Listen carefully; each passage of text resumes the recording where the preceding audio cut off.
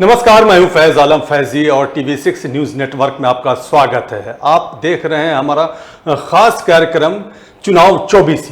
चुनाव 24 में जाहिर सी बात है चुनावों की बात होंगी। 5 राज्यों में विधानसभा चुनाव हो रहे हैं। 3 दिसंबर को नतीजे आ जाएंगे। तेलंगाना की हम बात करेंगे, छत्तीसगढ़ की बात करेंगे और मध्य प्रदेश की भी बात करेंगे अगर वहां से हमारे वरिष्ठ पत्रकार जुड़ जाते हैं तो। लेकिन हम तेलंगाना चलेंगे क्योंकि तेलंगाना के बारे में बहुत ज़्यादा जिक्र हमने नहीं किया है और तेलंगाना से सैयद फाजिल हुसैन परवेज जुड़ गए हैं। वरिष्ठ पत्रकार सैयद फाजिल हुसैन परवेज, आपका बहुत बहुत स्वागत है। और छत्तीसगढ़ रायपुर से जुड़ गए हैं हमारे साथ आवेश तिवारी, वरिष्ठ पत्रकार। आवेश तिवारी, आपका भी बहुत बहुत स्वागत है। सबसे पहले फाजिल हुसैन के पास चलते हैं। फाजिल हुसैन साहब, क्या कहेंगे तेलंगाना में जो चुनाव हो रहे हैं उसके बारे में आपकी पहली प्रतिक्रिया क्या होगी? सबसे पहले टीवी6 के जरिए मैं सबको आदाब और शुक्रिया, आपने मौका दिया। तेलंगाना में देखिए इस वक्त माहौल गर्म हो चुका है इलेक्शन का, और यहाँ पर जो असल जो जमातें हैं, टीआरएस, जिसका अब नया नाम बीआरएस हो चुका है, केसीआर की, कांग्रेस और बीजेपी, चौथी पार्टी है मजलिस इत्तेहादुल मुस्लिमीन। तो अभी कल बीजेपी ने अपने 51 कैंडिडेट्स का ऐलान किया और चंद दिन पहले कांग्रेस ने भी अपने 50 कैंडिडेट का ऐलान किया, जबकि तेलंगाना राष्ट्रीय समिति ने 2 महीने पहले अपने पूरे 119 कैंडिडेट्स का ऐलान कर दिया था जी। तो ग्राउंड वर्क बीआरएस का बहुत ही अच्छा है। उन्होंने पहले से पूरी तैयारी शुरू कर ली थी कि किसको कहाँ से मैदान में उतारा जाए। कांग्रेस और बीजेपी का मसला ये है कि उनके पास अभी कैंडिडेट्स की तलाश जारी है, जिसका ऐलान हुआ है फर्स्ट लिस्ट में, जिसका नाम नहीं है वो बगावत पर उतर आए हैं, और हो सकता है कि दल बदली भी शुरू हो जाए। और आज की तारीख तक, अगर आज के तारीख में अगर इलेक्शन होते हैं, तो अभी चंद दिन बाकी है, तो ये बहुत ही बीआरएस का पोजीशन बहुत स्ट्रांग है। और हालांकि वहाँ भी अंदरूनी बहुत सी खिचड़ी पक रही है, मगर उन्होंने अपनी तैयारी 3 महीने पहले से शुरू कर दी थी। उनका ग्राउंड वर्क चल रहा है और बहुत ही सिस्टमेटिक तरीके से उन्होंने अपने जो अचीवमेंट्स है, जो अपनी परफॉर्मेंस है, उसे यहाँ के पूरे डेली पेपर्स के जरिए 3 महीने से एडवर्टाइजमेंट के जरिए उसका प्रोपेगेंडा शुरू किया था।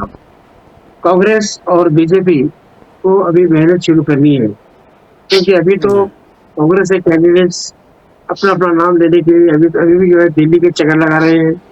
और बीजेपी आपको रोकना चाहूंगा।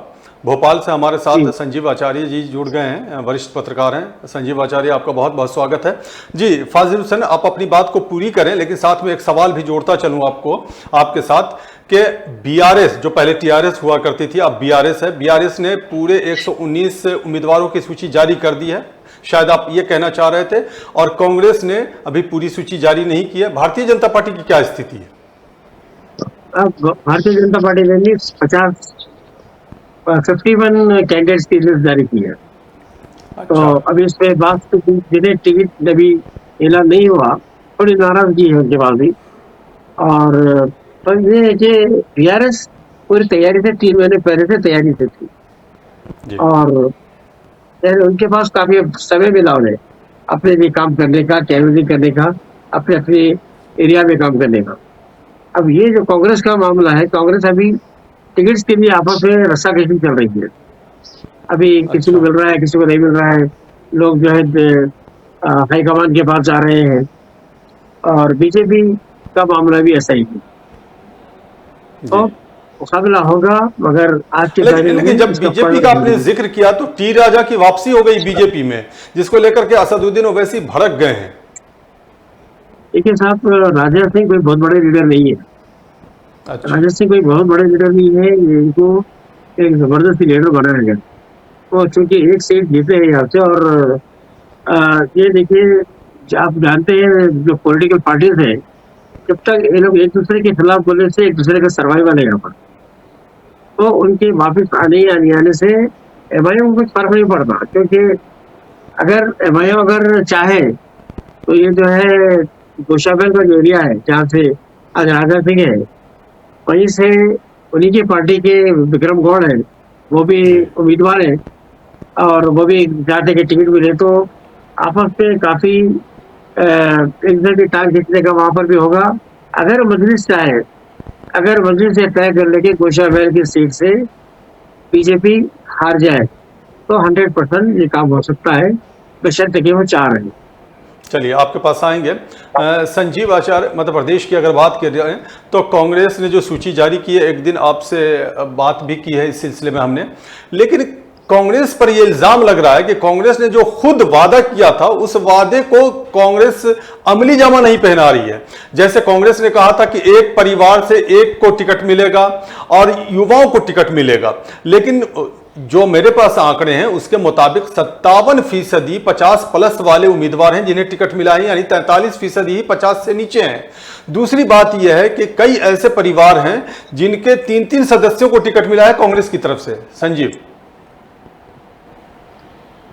नहीं, यहाँ पर फैजी आपको फैजी साहब बता दूं मैं कि कांग्रेस के मुकाबले ये भाजपा में ज्यादा हुआ है यहाँ पे। अच्छा, ये तो आपको शायद या तो जानकारी नहीं है।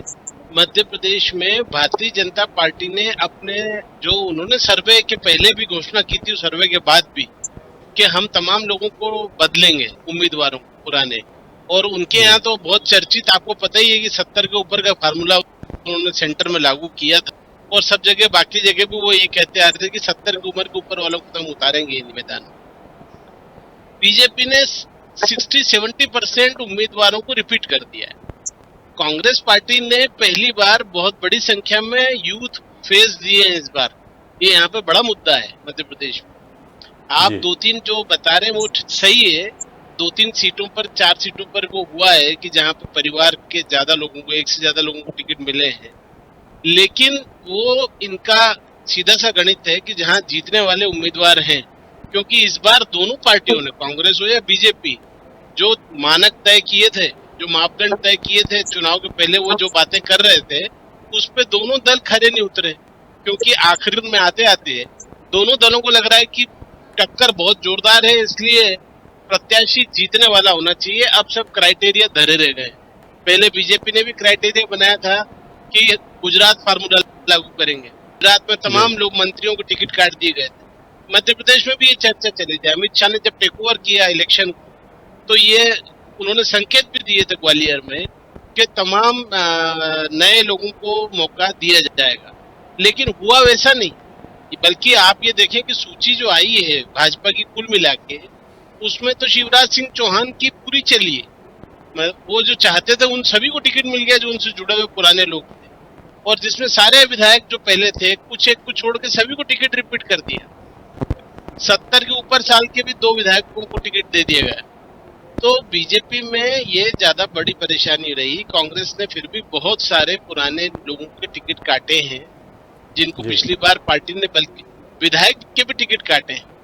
तो यंग टिकट तो कांग्रेस ने दिए हैं, लेकिन हाँ, वो बात आपकी सही है कि जो वो पहले कह रहे थे कि हम एक परिवार से एक को ही देंगे, तो वो उस वादे पे कांग्रेस अपने रही नहीं है और उससे आगे बढ़ गई है, क्योंकि पार्टी को लग रहा है कि जहाँ पे इतनी बगावत हो रही है, आप देख रहे होंगे भोपाल से खबरें हैं, जबरदस्त बगावत हो रही है, पुतले फूके जा रहे हैं, नारेबाजी हो रही है, कपड़े फाड़े जा रहे हैं, और बगावत दोनों पार्टी में हो रही है, कांग्रेस में भी, बीजेपी में भी। ज्यादा किधर हो रही है? दोनों तरफ हो रहा है, ज्यादा किधर? दोनों तरफ बराबर है। आज के अखबार अगर आप देखेंगे और आज के न्यूज चैनल लोग, तो अभी दोनों तरफ एक बराबर लगी हुई है। कांग्रेस में थोड़ी ज्यादा है, बीजेपी में कम है, लेकिन बीजेपी में जो बगावत हुई है वो उसका असर ज्यादा दिख रहा है।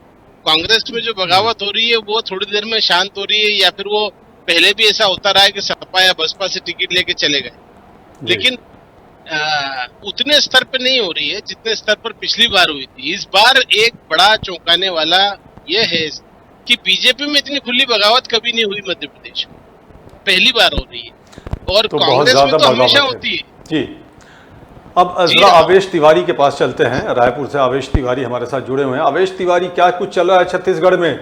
वहां भी चुनाव होने, वहां तो 2 फेज में होने चुनाव। अब पहला राज्य है, यानी 5 राज्यों में जो विधानसभा के चुनाव हो रहे हैं उसमें से पहला राज्य है छत्तीसगढ़, जहां 2 फेज में चुनाव हो रहे हैं। अच्छा, साथ में आवेश तिवारी एक सवाल इसमें और जोड़ दूं मैं, ये अमित बघेल ने एक पार्टी बनाई है, जरा इस पे भी फोकस करेंगे आप?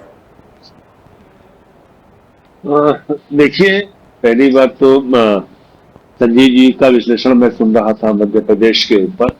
बहुत ही सही और जमीनी हकीकत उन्होंने बताई है। दरअसल जो बातें आ रही हैं, मीडिया भी नहीं छाप रहा है। मुझे तो लगता है कि आप लोगों के TV6 को एक बहस करानी चाहिए कि मौजूदा जो 5 राज्यों का चुनाव, उसमें मीडिया की भूमिका क्या है। एक बहुत जरूरी बहस का मुद्दा है, इसको करना, इस पर करना चाहिए। दूसरी बात कि अमित बघेल, अमित जोगी, आम आदमी पार्टी, गुणवाना गणतंत्र पार्टी, सर्व आदिवासी समाज, ये सब छोटे छोटे धड़े हैं जो छत्तीसगढ़ में चुनाव लड़ रहे हैं, लेकिन कोई अस्तित्व नहीं है इनका फिलहाल इस चुनाव में। आम आदमी पार्टी पूरे राज्य में 90 विधानसभा सीटों पर भी उम्मीदवार खड़ा करके अगर 50,000 1 लाख तक वोट भी कुल वोट इकट्ठा कर ले तो बड़ी बात है, उससे ज्यादा नहीं। जो छत्तीसगढ़ की लड़ाई है वह भूपेश बघेल वर्सेस मोदी है। यह बात सुनने में अजीब सी लग रही होगी। यहाँ पे कांग्रेस भाजपा के बीच कोई जंग नहीं है।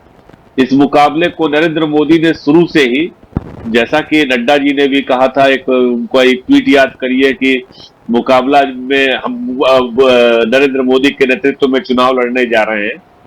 तो यहाँ पर मुख्य मुकाबला जो है भूपेश बघेल वर्सेस मोदी है। तो दरअसल हुआ ये है, तो रमन सिंह कहाँ है? मैं बता रहा हूँ। दरअसल रमन सिंह अभी नहीं, 2014 के बाद, 2013 का चुनाव जीतने के 1 साल बाद जब नरेंद्र मोदी सत्ता में आए, तो सिर्फ रमन सिंह नहीं, जिस दौर में आडवाणी को, मुरली मनोहर जोशी को, सुषमा स्वराज को, तमाम भारतीय जनता पार्टी के पुराने नेताओं को, उमा भारती को हाशिए पर जब किया जा रहा था, तो उसमें एक नाम डॉक्टर रमन सिंह का भी था। और सिर्फ डॉक्टर रमन सिंह नहीं, छत्तीसगढ़ में जो बीजेपी की लीडरशिप थी पहली पंक्ति वाली, वो पूरी की पूरी लीडरशिप 2014 में खत्म कर दी गई। सरकार भले 5 साल चलती रही हो 2018 तक, और यह बात मैं बार बार कहता हूं कि जो 2018 में बीजेपी की, उसके पीछे की एक बड़ी वजह केंद्र सरकार थी कि केंद्र की मोदी सरकार दरअसल जो भी वायदे किए थे भारतीय जनता पार्टी ने, किसानों से बोनस के, उनको धान का 2100 रुपए देने का, बेरोजगारी भत्ता देने का, किसी भी मांग को पूरा नहीं होने दिया केंद्र सरकार ने, नरेंद्र मोदी ने। और उसका खामियाजा आप देख ही सकते हैं कि कितनी करारी हार से झेलना पड़ा। इस बार भी नरेंद्र मोदी के नेतृत्व में जैसे कि उन्होंने घोषणा की थी, लेकिन जो रमन सिंह और तमाम 5 सांसदों को यहाँ से टिकट दिया गया है, छत्तीसगढ़ छोटा सा स्टेट है, 12 सांसद यहाँ से चुने जाते हैं, 5 सांसदों को उसमें शामिल। यस, रेणुका सिंह केंद्रीय मंत्री भी है। यह बात साफ दिखाई दे रही है कि इस 5 राज्यों के विधानसभा चुनाव के बाद तमाम दिग्गज बड़े नेता, केंद्रीय मंत्री, जिसमें कि मध्य प्रदेश में नरेंद्र सिंह तोमर हैं, तो यहाँ पर रेणुका सिंह है, तमाम बड़े नेताओं, पुराने नेताओं, पूर्व मुख्यमंत्रियों का राजनीतिक भविष्य दांव पे लगा है। इसको नहीं भूलना चाहिए। दूसरी चीज फैज साहब, एक बहुत इंपॉर्टेंट बात है जिस पर कभी कोई चर्चा नहीं करता, कोई कहता नहीं। छत्तीसगढ़ में कास्ट पॉलिटिक्स नहीं है, छत्तीसगढ़ में क्लास पॉलिटिक्स। यहां पर सिर्फ दो वर्ग काम कर रहे हैं, एक किसानों मजदूरों का वर्ग और दूसरा जो पैसे वाले हैं उनका। किसानों मजदूरों की संख्या 70-80% है, और उसके अलावा जो आपके पैसे वाले लोग हैं, जिनके पास संपदा है, जिनके पास जो खनन पर जिनका अधिकार है, माइनिंग पर जिनका अधिकार है, जिनका अधिकार बड़े उद्योगों पर है, वो लोग हैं जिनके जेब में पैसा भरा है। एक बड़ी जनसंख्या हरियाणा से, पाकिस्तान के सिंध प्रांत से, वो सब आई है यहाँ पे, वो है, उसके हाथ में काफी पैसा है, पंजाब से आए हैं लोग, जब वहां पे भड़का था। तो है क्या कि क्लास पॉलिटिक्स है, धर्म की कोई जगह नहीं है, हिंदू मुस्लिम दंगा यहाँ विषय नहीं है। यहाँ पर सिर्फ और पिछले दिनों तो इस तरह की कोशिशें सामने आई थी, कुछ चीजें निकल ना कर ना सामने आई थी। देखिए वो तो भारतीय जनता पार्टी की जहां जहां मौका मिलता है वहां हिंदू मुस्लिम करने की कोशिश करती है। मध्य प्रदेश से ज्यादा कोशिश कहाँ की गई? मध्य प्रदेश को तो पिछले लगातार जब से शिवराज सिंह चौहान आए सत्ता में तब से कोशिश कर रहे हैं कि हिंदू मुस्लिम मुद्दा बन जाए, लेकिन छत्तीसगढ़ में संभव नहीं था। यहाँ पर बात सिर्फ और सिर्फ किसान मजदूर की होगी कि धान पे क्या दाम मिल रहा है, किसानों को क्या क्या सुविधाएं मिल रही है, इसी पर वोटिंग होगी। और एक बात साफ नजर आ रही है कि जहां तक किसानों की बात है, जहां तक गरीबों की बात है, पिछड़ों की बात है, भूपेश बघेल आगे बढ़ते दिखाई दे रहे हैं। यह दिगर है कि कांग्रेस पार्टी में अपने इनर कन्फ्लिक्ट बहुत ज्यादा है। अब तक चुनाव का फर्स्ट फेज शुरू होने में मुश्किल 12-13 दिन बचे हैं। आपका इशारा अब उधर तक तो नहीं है, भूपेश बघेल वर्सेस टी.एस. सिंहदेव? नहीं, बिल्कुल नहीं है, बिल्कुल नहीं है। Bhupesh Baghel versus T S. सिंहदेव बाद में आते हैं। आप मध्य प्रदेश में भी गौर कर रहे होंगे, संजीव जानते हैं, संजीव जी बेहतर ढंग से, जो कांग्रेस पार्टी की एक अग्रिम की पंक्ति है, कांग्रेस पार्टी में जो टॉप लेवल के लोग हैं, दिल्ली में बैठे रहते हैं तमाम, जो कोई सोनिया जी के गोल में है, कोई राहुल जी के गोल में है, कोई प्रियंका जी के गोल में, वह अक्सर स्थानीय नेताओं के लिए समस्याएं खड़ा करता है।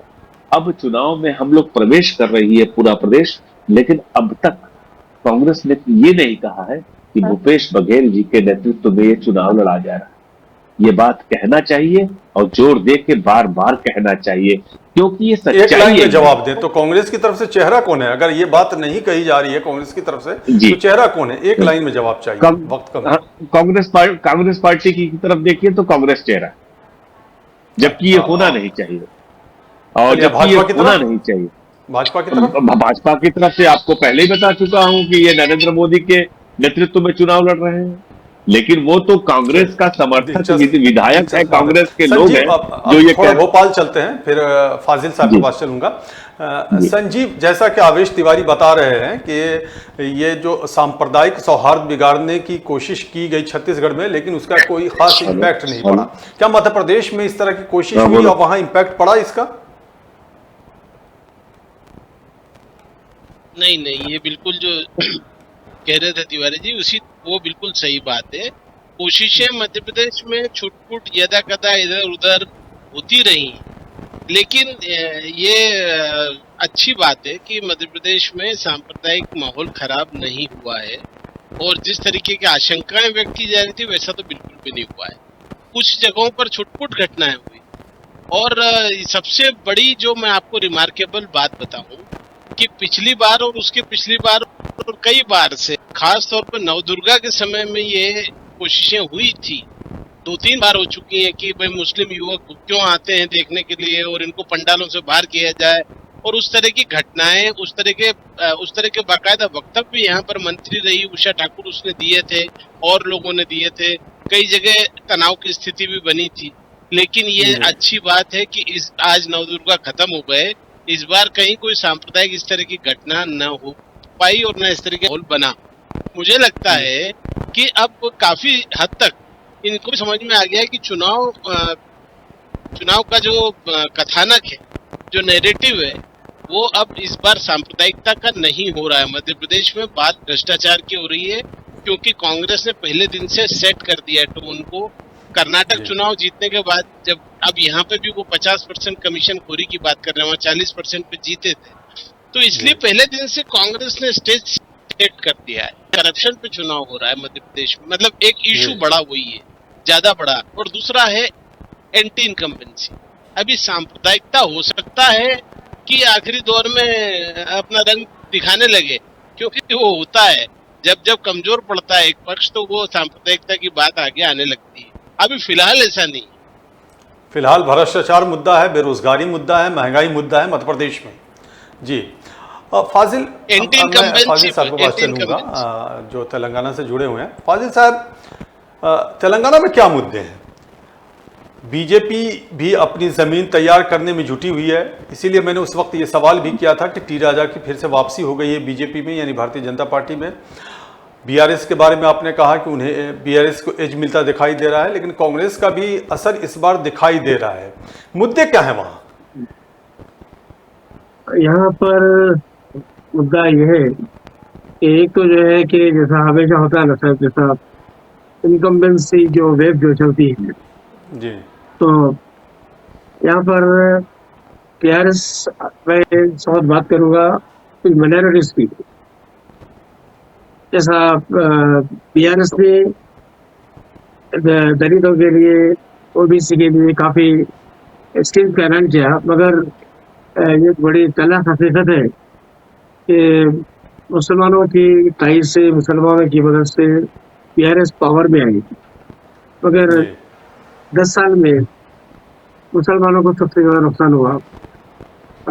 56 माइनॉरिटी कॉलेज थे, इसमें से सिर्फ 6 रह गए। बच्चों को फीस रिइंबर्समेंट स्कीम थी जो कांग्रेस ने शुरू की थी, और जिसकी वजह से झोपड़पट्टी में रहने वाले बच्चे भी इंजीनियर, डॉक्टर बन गए थे। वो स्कीम खत्म होने की वजह से हजारों बच्चे ड्रॉप आउट हो गए। तो जी। ये एक नाराजगी माइनॉरिटीज में है। और जैसा सीएम बनने के बाद आपकी आवाज़ कट गई है फाजिल साहब। वैसे हमें अब वक्त भी इजाज़त नहीं दे रहा है। बहरहाल आपने जो कहना चाहा वो हमारे दर्शक ज़रूर समझ गए होंगे। और वक्त की इजाज़त नहीं देने की वजह से आप तीनों मेहमानों का हम शुक्रिया अदा करना चाहेंगे। आवेश तिवारी आपका बहुत बहुत शुक्रिया, संजीव आचार्य आपका बहुत बहुत शुक्रिया, और फाजिल साहब आपका भी बहुत बहुत शुक्रिया हमसे जुड़ने के लिए और अपना कीमती वक्त देने के लिए और विस्तार से चीज़ों को समझाने के लिए। तो आपने देखा कि 3 राज्यों में, वैसे तो 5 राज्यों में चुनाव हो रहे हैं, लेकिन 3 राज्यों पर हमने फोकस किया है, तेलंगाना, मध्य प्रदेश और छत्तीसगढ़ में इस डिबेट में, और उस पर वार्ताएँ की बात की वरिष्ठ पत्रकारों के साथ। तो क्या कुछ निकल करके सामने आता है? बहरहाल चुनाव है, चुनावी सरगर्मियां काफ़ी तेज़ हैं, और एक तरह से अगर ये कहा जाए कि चुनावी बिगुल बजा हुआ है तो गलत नहीं होगा। वो चल रहा है, चुनाव है तो चुनावी माहौल भी होंगे, राजनीति है तो राजनीति भी होगी। मैंने शुरू में ही कहा था, इंट्रो में ही कहा था कि जब नतीजे आएंगे तब तस्वीर साफ होंगी। बहरहाल अपने अपने तरीके से विश्लेषण किए जा रहे हैं, और ये विश्लेषण हमारा लगातार जारी रहेगा, और भी 2 राज्यों पर भी हम फोकस करते रहेंगे, करते रहे हैं, चाहे वो राजस्थान हो या मिजोरम। हम मिजोरम पर भी फोकस करेंगे, और छत्तीसगढ़, मध्य प्रदेश और तेलंगाना पे तो हमने अभी बात की भी है।